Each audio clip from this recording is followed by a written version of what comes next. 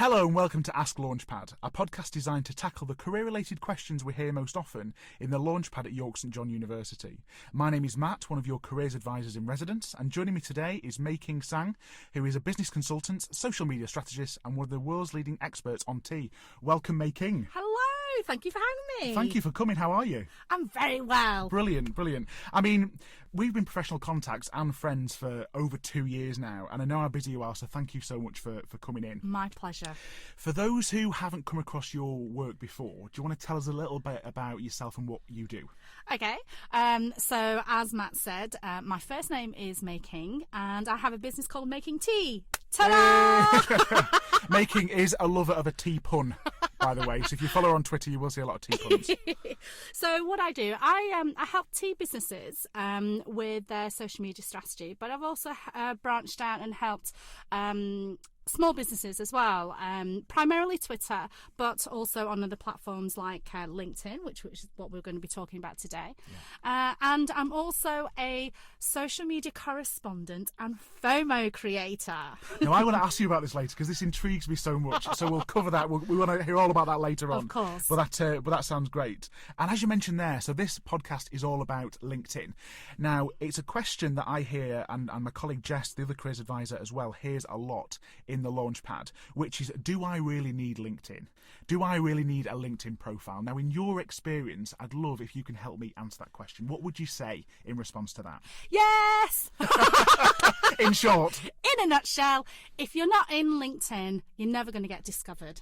And, you know, back in the day when I was a student, which was a long time ago, we did have access to the wonderful careers service. But other than that, what else did we have? And now you've got social media to not only give yourself the best opportunities for you to be sought after, but you can actually help yourself to actually, you know, rather than wait for companies to come to you to give you an internship or an opportunity, you can actually make those things happen, and you can do that on LinkedIn. Absolutely. And I think it's all about building your professional network and really putting yourself out there.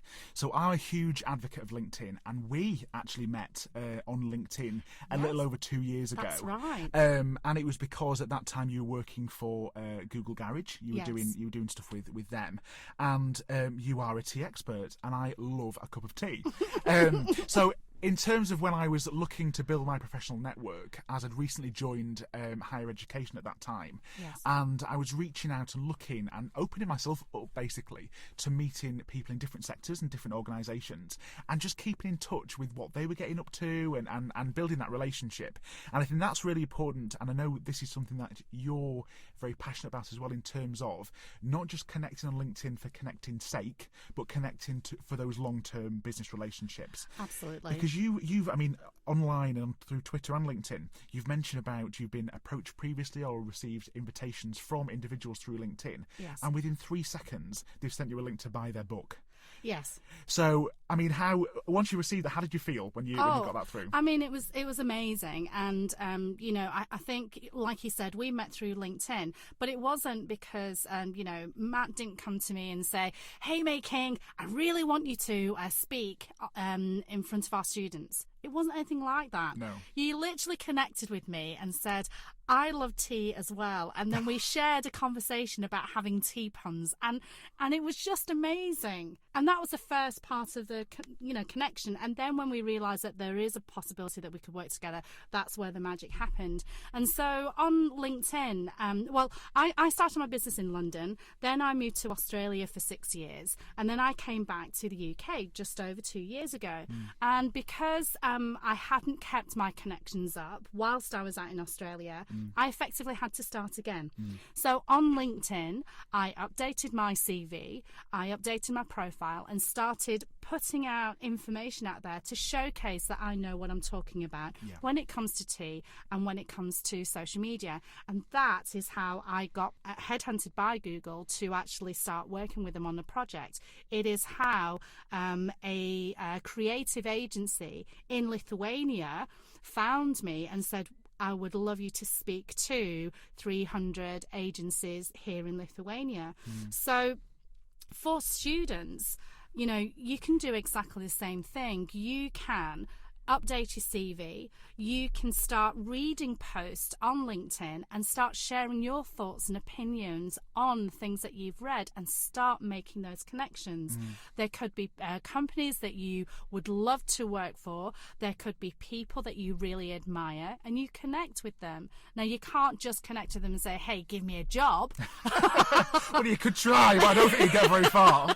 But what you could do is actually read and get, learn about, do research about the company and read their articles. And if if any of the articles resonate with you, these companies are looking for individuals that have an opinion, that know their company very well. And so you have an opportunity to showcase who you are and stand out from everybody else by, contributing to LinkedIn groups and talking in discussions, offering your opinion and insights. I'm sure there are lots of things that you've picked up in university that could be useful to other students. So those are the kind of things that you can put onto LinkedIn. Absolutely, and I'm so glad that you brought up contribution and being a contributor. Yes. It's not just a case of creating a LinkedIn profile and assuming that then you're an active user of LinkedIn. Yeah. It's about contributing to the LinkedIn as a whole and the professional network that you're building. So one thing that I do within my role, previous roles and this role at York St John University, I produce and post articles. Now that could be, so I've done articles previously on Mental Health Awareness Week, and I've posted articles, for example, on Valentine's Day. It was a great article, actually. I know I'm biased. If you're on LinkedIn and you want to connect with me, do read this article. And it was about, and I talk about it so much, but it was on Valentine's Day, and I was talking about how applying for jobs and going to interviews is exactly like dating. Now, do you remember that? Yes. So, because it's topical, because it's a Valentine's Day, and I mean, you can put something on there if it's topical and it's related. More than likely, you're going to get more views of the article because people are in the mood for looking at things that are current. Absolutely. And like I say, the content of the articles that I write, it's flexible. So, the one at Mental Health Awareness Week, it was about how students feel in terms of their health and well-being when they're applying for industrial placements and graduate schemes, and coming up against failure and coming up against unsuccessful applications, and how can they develop their resilience. And as I've said, the one at Valentine's Day was about finding your perfect career match. Yeah.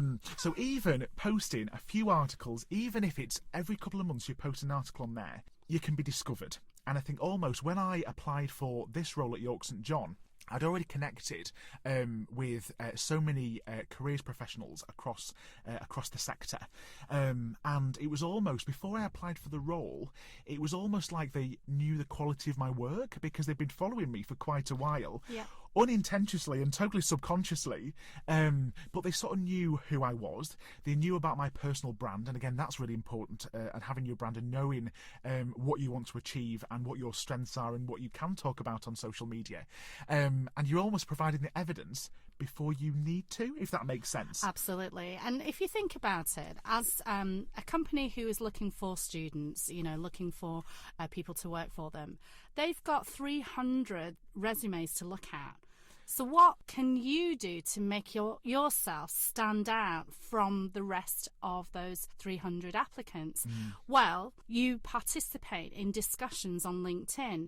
You offer insights and opinions on LinkedIn. You share articles. So, listen to Matt's advice and add a comment on it. Did you find his article on Valentine's Day useful? What kind of techniques do you use to try and to build your resilience in trying to find that work? And that will really help other students. And when you have those discussions, you never know who is watching, because one of the questions I often ask when I'm speaking about social media is, hands up those of you who lurk. And I know that we've all done it. We've all watched something on Instagram, on Twitter, and we've scrolled upwards. We've had a laugh on someone's post, or we've really enjoyed someone's article, but we haven't done anything with it. We haven't liked it. We haven't shared it. We haven't commented on it. So can you imagine how many companies are actually lurking And if you're not commenting in the first place, if you're not contributing to LinkedIn, people will not know who you are. Same with Matt. He posted a lot of stuff, the things that he was doing in his previous role, and he didn't realise that so many people were lurking. And that's how he found this particular position. So it's about contributing something useful, something that you've done that you think might be useful to someone else, or it could be just saying thank you for the article, I enjoyed it so much. You know, that's a great contribution, and that will hopefully put you in the mind of a company that is looking for someone who has personality, who has shown value, who is contributing. Absolutely. And for example, if you go to an employer event or an employer is giving a presentation on campus, go and introduce yourself to that person. If they're on LinkedIn, connect with them afterwards and thank them for the contribution, thank them, and even put not just a case of just thanking them, but give specific reasons why you're thankful. What did they talk about? What was insightful? What did you enjoy? Build that rapport, build that connection, and you never know in the future how useful having a mentor or having someone you can reach out to in the business just for advice or just to keep in touch with, to keep your hand. And in terms of, so I work with a lot of business school students, and I'm asking them, if we do a mock interview, how can you demonstrate commercial awareness? How can you demonstrate business acumen? And this, knowing your market, knowing the sector that you want to explore and work within, using LinkedIn, having a profile can help you do that no end. Absolutely. And I think that you're absolutely right. When you go to a careers fair, post about your thoughts and experiences of going to that careers fair. If you've spoken to someone, like Matt said, you know, if they've given you valuable information, find out what that person's name is and connect with them and send them a message and say thank you so much for your time today, because they will have spoken to hundreds of students. So again, how are you going to stand out from the other hundreds of students? By connecting with that person you've spoken to and saying thank you is one way in which you can stand out. And that is, you know, and by showing that you're sharing great information with other people in your network and LinkedIn, that demonstrates that you are a potential great employee because you are working well within a team. And these are the kind of characteristics that businesses and companies are looking for. So these are the kind of things that you can actually say on LinkedIn. Absolutely. And I'm going to say something now that students and listeners aren't going to expect, that I would say. CVs are really boring. They are really boring. And what I mean by that is a CV is a 2-page document. Yes. That outlines who you are as a human being. Now, we are multifaceted, complex human beings. Yes. And to get all the information and all the best bits about us on a 2-page CV can be extremely difficult. Yes. Now, what I do, and other contacts of mine have done, and they do it really, really well, is when they're using their LinkedIn profile, yes, to connect and to build a network, but almost like an interactive CV and portfolio.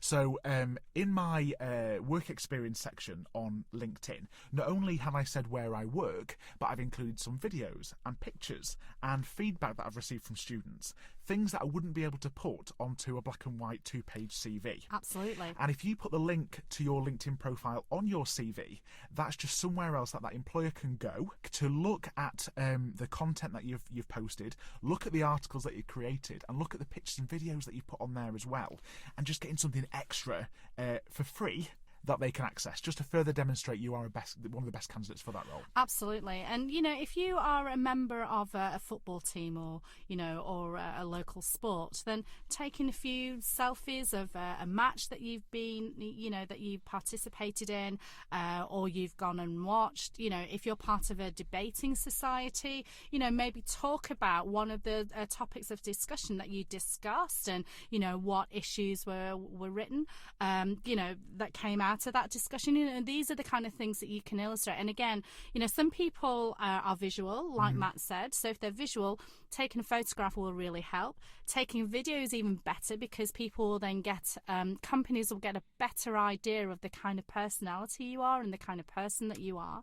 And also writing posts as well, because some people like to read, what you've been up to, and you can't get that on a 2-page CV. So if you say, I'm a member of a debating society, then if you can demonstrate that by placing on your LinkedIn profile, as Matt said, an example of a time that you actually participated in a discussion, or time that you managed a team, your football team and so on, with pictures or videos, that'll be really, really useful. Absolutely. It sort of brings your CV alive. Yes. And again, it's about setting yourself apart from all the other students who also have a boring CV. Absolutely. We all have, not even just students, we all have. And it's really difficult to get how great we are across on a CV. But of course, if you are working on your CV at the moment, or you think, actually, is my CV fit for purpose, of course you can get support from us, and we can look to help you with developing your CV further.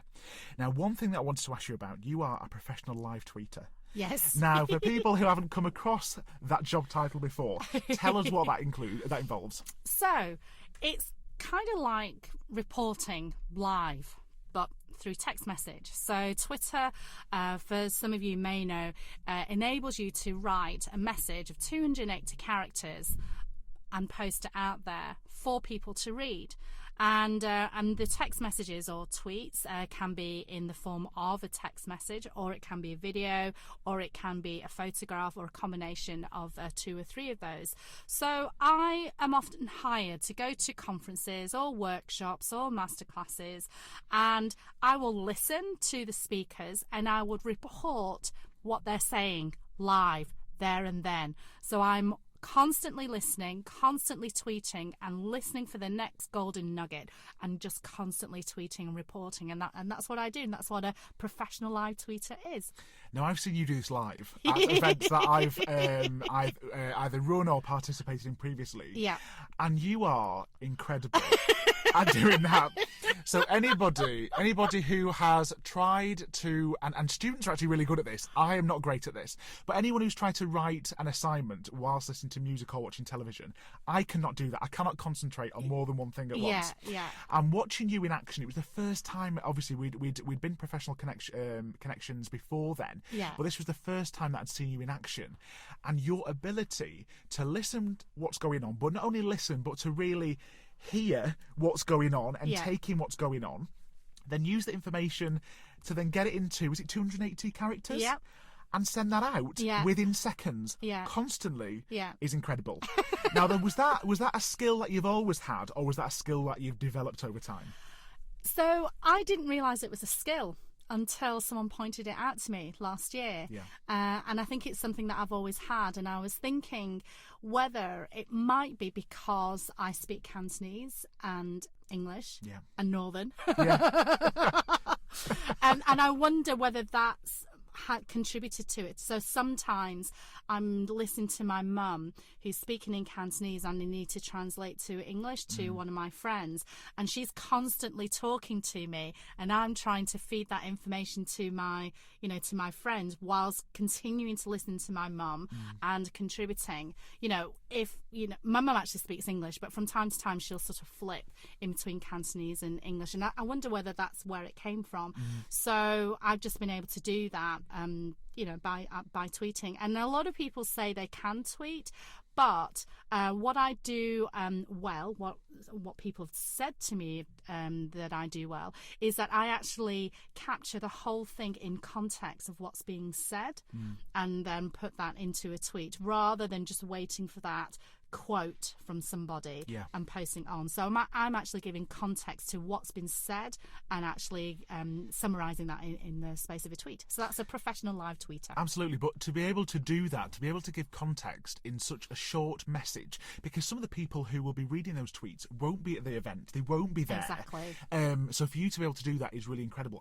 And we've not discussed this. I'm hearing about yourself and your mum, and that sort of the ability to do do that, that sounds like it could be the reason why you're such a great live tweeter. I talk to students all the time about their strengths and their skills, and what they believe the differences between skills and strengths are.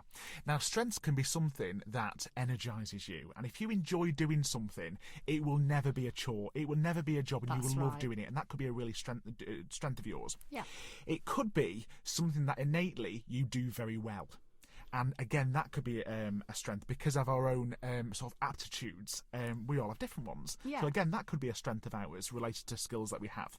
But equally, strengths could also be something that we do a lot and use a lot. And over time, gradually, that skill becomes a strength. Now, it sounds as though, based on what you've said, because you, throughout your life, because you've been constantly translating in different contexts and different conversations, that skill has now become embedded in your personality and your abilities as a person, and you've used that skill to transfer to something else. Yeah, and I think you've hit the nail on the head there. You know, I didn't realise it was a skill or a strength that I had all this time. Twitter wasn't around when I was growing up, of course. So the fact that I'd been doing it all this time, and now I'm able to utilise that as, you know, I've carved a career out for myself as a result of my strength and my skill, and developed it into a strength is really interesting. So yeah, I mean, you know, students who are listening, you know, have a think about the kind of things that you've done in your family life or with your friends, and you know, I'm sure that you know, maybe you've organised a party, or you've organised a get together with family or friends or something. And what was your particular skill there? Was it the ability to, I don't know, negotiate with a restaurant a great deal, you know, for your family? Was it the fact that you were able to organise your family to get them to the same place at the same time? Were you responsible for writing out the invites? You know, that's a particular skill. So these are all things that you can actually add to your CV on LinkedIn, but you can also demonstrate that by showcasing, you know, talking about it on video or that kind of thing. So yeah, that was great. And sort of going back to Twitter for a second, in terms of Twitter and social media more broadly, how can they be used for business in general, or how can they be used to build your professional network in your experience? Well, I mean, I mentioned earlier that I only came back to the UK, you know, just over 2.5 years ago. So I had to build my brand, you know, my business from scratch. And there's no point me going around to all my connections and say, hey, buy my stuff, because people don't know who I am. So the first thing I had to do is to build my personal brand. So, you know, same as your students who are listening, when you're looking for a job, you can't go to a company and say, you know, give me a job. You know, you need to build your personal brand. So in social media, that's what I did. I built my personal brand, and what I did on LinkedIn and on Twitter is showcase the kind of things that I've done in Australia to show that I can also do those bits and pieces here in the UK as well.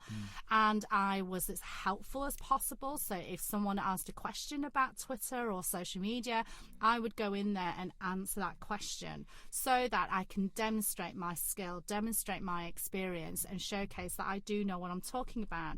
So that's how you can gain business. You can't just gain business by saying, buy my stuff. You have to prove it. And one of the other things I often ask when I deliver a talk is, what was the last thing you bought? So Matt, what was the last thing you bought? Oh my gosh, I bought a coffee and a bacon panini. Right, okay. So why did you buy it from that particular place? So the place, I've just thought of where it is, Fillmore and Union is right. the place that I bought it. I like Fillmore and Union because they are ethical. Right. And the produce that they sell is they market as pure and as good for you, although of course bacon in moderation, right? But it's good for you, it's pure and is natural as it can be. Great. So that's the reason I opted for that. Great. So Matt he chose a particular place because their values and mission were very similar to his own. So when you're buying something, you know, you go to a particular brand because you know them, you like them, you trust them. They share the same similar values as yourself. So as a business owner, just starting out, people don't know who you are. So there's no point trying to sell yourself, because people will be put off by selling. You had to prove that you are a brand. You put your personal brand out there, you put your business brand out there, and you had to build that know, like, and trust. You had to get people to know you. You had to get people to like you and trust you. As a student, you're trying to find a job with a company. So you put your personal brand out on LinkedIn, and you're sharing value. You're sharing your values and mission, so that the company will look at you and your personality and hope and think, that person is a great person. Then they'll look at your CV, and if they like you on the CV and like you as a person, then they may hire you. So personal branding is so important as a business owner, so important if you are looking for a job as a student, and this is how social media can help. So within 3 months of me building my profile, I got headhunted by Google. A month later, I was asked to speak in Lithuania. I got speaking in Cambridge, in London, up and down the country, and people were inquiring about my services. But if I'd have come back to the UK and say, hey, buy my stuff, buy my services, I am the expert of this, I do this, I do this. If I just talked about how great I am, people are going to be put off by Absolutely. that. You have to prove that you are a brand to be trusted, and that's what I did. Absolutely, and that links back again in terms of through LinkedIn. If you're connecting with people and literally trying to get a job and only using those connections just to get a job, you won't get anywhere. Yeah. You've also got to prove yourself and prove your commitment. Yeah. And then hopefully, in the future, it may turn into a job opportunity. Absolutely. And I had to say, if you don't mind, that I delivered a talk at the previous place that you were at. Yeah, University of York. University of York. And a couple of students connected with me, which was great. Loved that. One student said, so, can you help me get a job? I didn't know about this. It's the first time I heard about this. Another student said, thank you so much for your talk, really, really appreciate it. I wondered whether you could help me. Now, how do you think I would have responded to those two students? The difference between the two, and which one would you be more willing or more or happier to help, I suppose? Exactly. So, I mean, I did actually help both of them, but the thing is that for a company who was looking to hire somebody, if you were going to try and apply for a job and say, give me a job, they're going to ignore you, and they can afford to ignore you because they've got over 300 applicants to look at, or maybe even thousands of applicants to look at. So it's about connecting with people and, schmoozing them. There's no harm in flattery, saying, oh, thank you so much for your talk, or thank you so much for your advice. I was wondering whether you can help me. That is a more friendlier approach than give me a job. Absolutely. And it's so difficult to fake passion and fake interest and fake enthusiasm. People can see right through it from the start.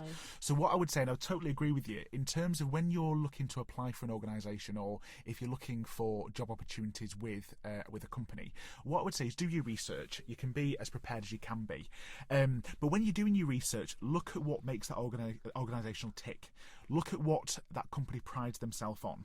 See if that aligns with you personally. Now, don't lie. Be authentic. Absolutely. Now, let's use Procter & Gamble, for example. Procter & Gamble manufacture Fairy Liquid. Now, if you're applying for a role with P&G, and you've got a strong moral compass and an interest in ethics and sustainability, you might, in your application, for example, during your research, come across the fact that Procter & Gamble are working with a charity that remove plastic from the ocean.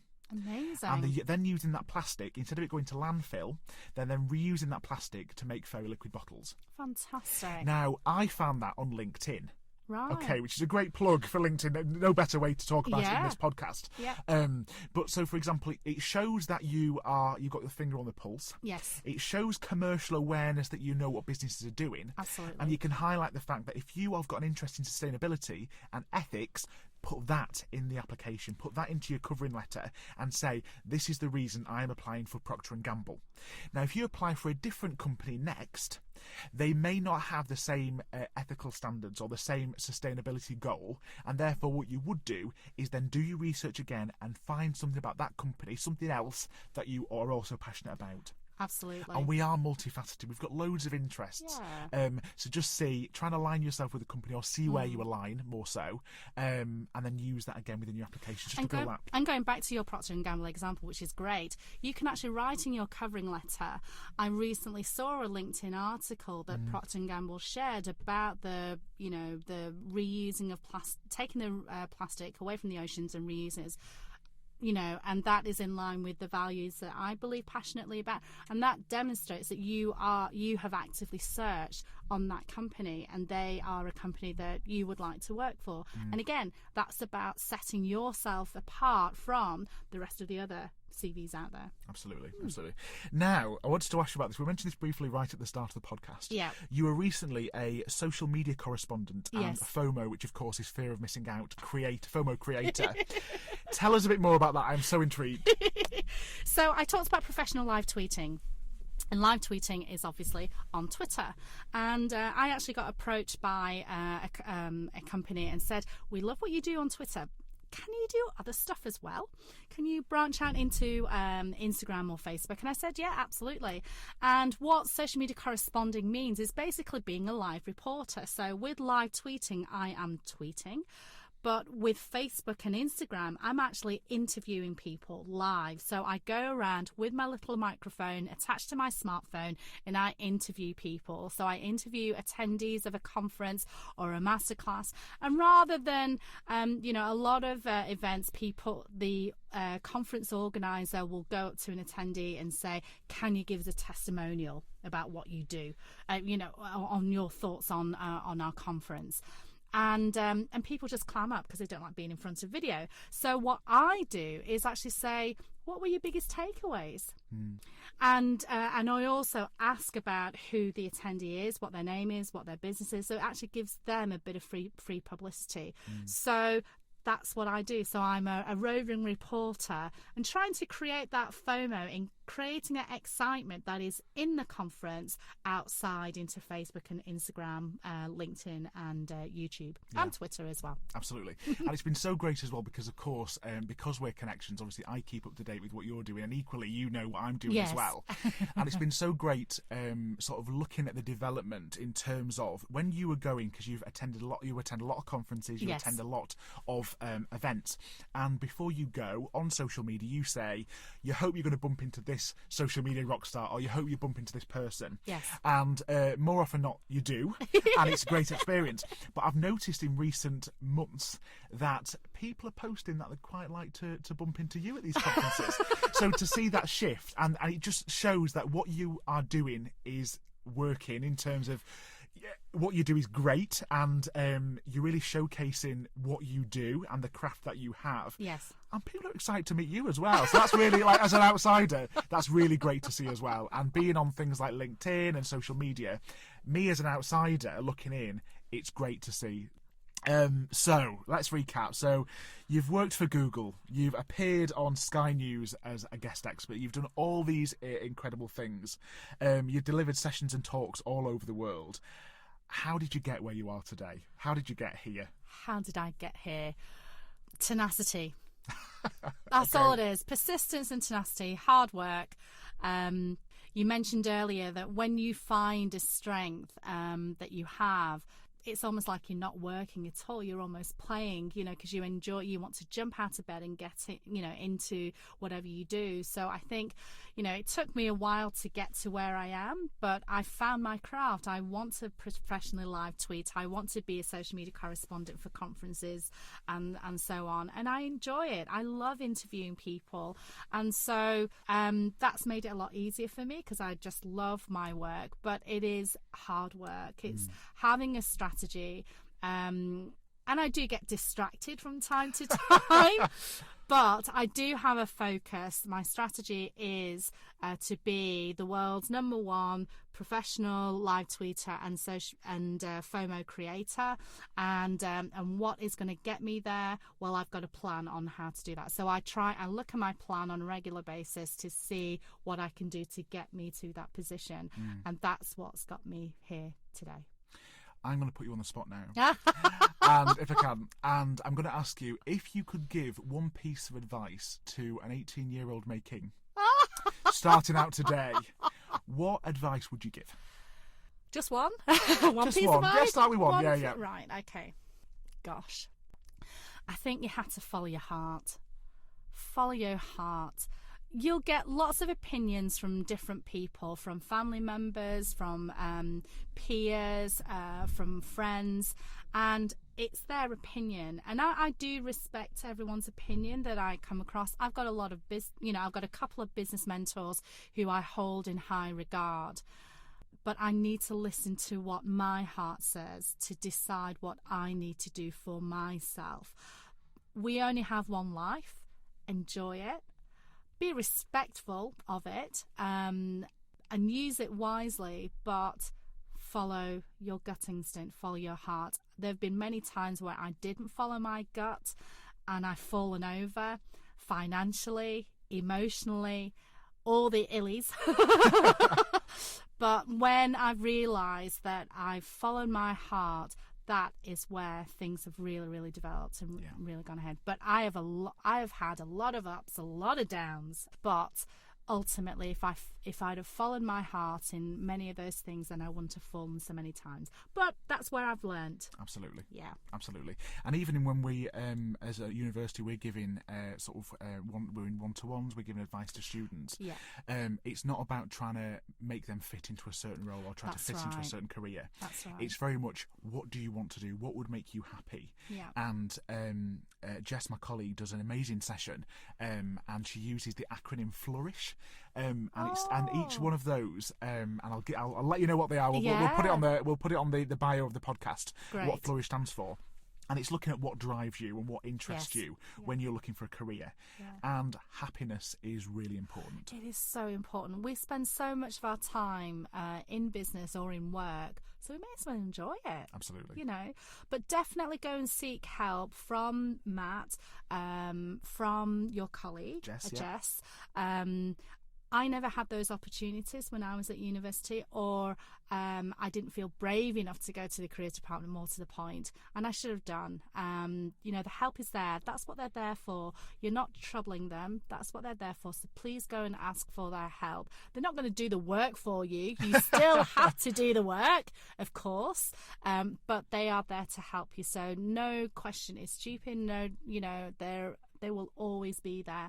And, in this day and age, because it's so competitive, to try and get work alongside thousands of other students, you need all the help that you can get. So Absolutely. Go and seek help as much as you can. Thank you so much for that. You're welcome. So for students who would like to hear more about you or keep in touch with you online, how can they get in contact with you? Well, they can contact me on LinkedIn as May King Tsang, or on Twitter, which is Making Tea. Love a tea pun. Well, that's it. Thank you so much to May King for joining me today. Thank you. If you've got any questions for May King, you can get in touch, as she said, through Twitter. That's @MakingT. And remember, you can find us in the LaunchPad space in Holgate, or by emailing careers@yorksj.ac.uk.